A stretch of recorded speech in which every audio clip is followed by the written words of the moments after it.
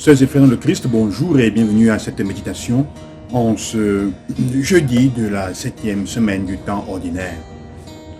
Ce qui tue notre vie parfois, c'est le fait que nous fassions les choses ou de manière habituelle, ou nous tombons dans la routine ou par devoir.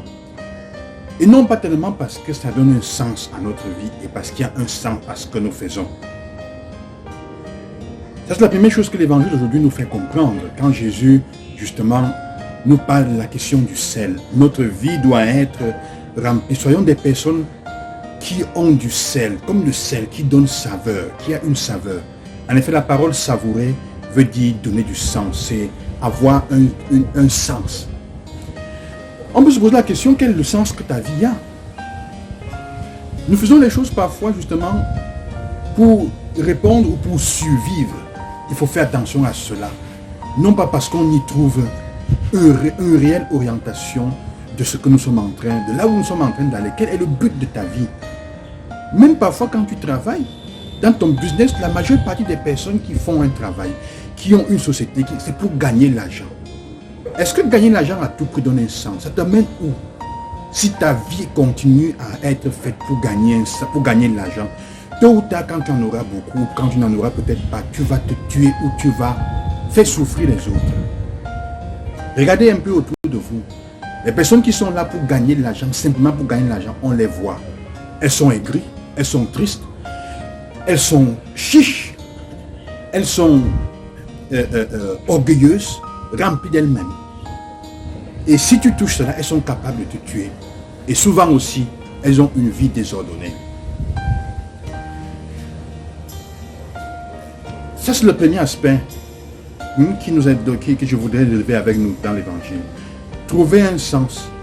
Si tu ne trouves pas un sens à ta vie, tout ce que tu vas faire, ce sera simplement pour survivre.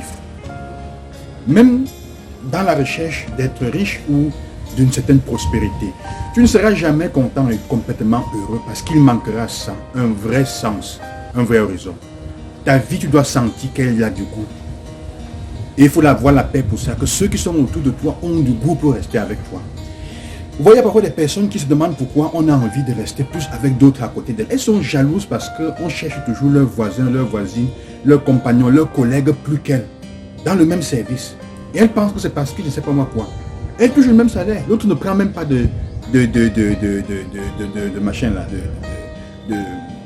comment encore, pardon, le machin, ne prend pas d'enveloppe. Parce que ces personnes ont un sens à leur vie. Elles sont là pour servir. C'est un sens, le sens le plus grand pour servir. Et alors elles le font avec générosité et avec goût. On a du goût à être avec elles. Est-ce qu'on a du goût à te chercher? L'autre partie qui est importante, c'est quand on peut dire, c'est la première partie où Jésus dit justement, s'il y a quelque chose qui t'empêche d'être ce que tu dois être, qui gêne tes relations, qui gêne ta famille, une relation qui te nuit, quelque chose qui t'empêche d'évoluer, quelque chose qui t'empêche de grandir dans ton business, des relations qui t'empêchent de devenir quelqu'un de mieux, il faut t'en séparer, il faut couper. Ton œil te porte au danger. C'est mieux de devenir borgne que d'entrer dans la gêne à cause des deux yeux. Mais entrer dans le royaume des cieux avec un seul œil. On connaît tellement de femmes et d'hommes qui sont dans des relations qui sont en train de les empoisonner. Couper. Tu avais un homme qui te frappe tous les jours et il dit qu'il t'aime. Coupe. Tu vas finir par te faire tuer. C'est ça. Il y a combien de relations pour lesquelles nous sommes dépendants parce que dans ta famille, il y a un oncle, une tante, il y a quelqu'un qui vous tient par la main et vous humilie seulement parce qu'on vous donne l'argent et vous n'évoluez jamais. Et je vais vous révéler une autre chose. Quand vous n'évoluez jamais toujours dans un contexte, parce qu'il y a toujours tel oncle, tel qui vous dépend de vous, méfiez-vous, faites attention. Cette aide et cet argent qu'on vous apporte, est-ce que ce n'est pas vraiment une façon aussi de vous utiliser? Mieux vaut entrer dans le royaume des cieux, borne, plutôt que avec les deux yeux aller en enfer. Il y a des souffrances que vous portez, il y a des choses que vous portez dans votre vie qui ne sont pas nécessaires. C'est mieux de couper. Si tu veux trouver un sens à ta vie, ça va te faire souffrir. C'est mieux de souffrir pendant 10 minutes plutôt que de rester éternellement toute ta vie dans le marasme. Ça va prendre le temps que ça va prendre. Tu vas te relever et tu vas trouver un sens à ta vie. Que le Seigneur vous accompagne et qui vous donne la force de faire les choix qui font peut-être mal, qui coupent, qui taillent, mais qui te permettent après de refleurir. Bonne journée, que le Seigneur vous accompagne. À demain.